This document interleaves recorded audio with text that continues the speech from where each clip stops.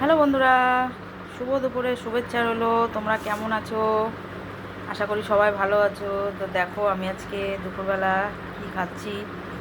আজকে তো আমাদের রান্না নেই, আজকে শীতল পান্তা আমাদের লাস্ট শনিবার আজকে। তো দেখো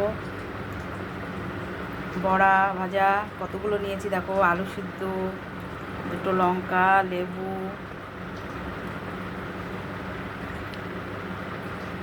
কে কে শীতল পান্তা খেতে ভালোবাসো কমেন্ট করে বলবে।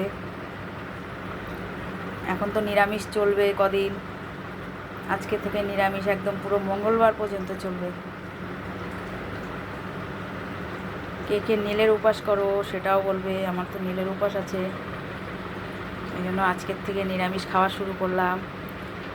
তো আমার ভিডিওটা ভালো লাগলে একটু লাইক কমেন্ট শেয়ার করবে। আজকে প্রচুর রোদও উঠেছে, প্রচণ্ড গরম লাগছে। সবাই ভালো থেকো।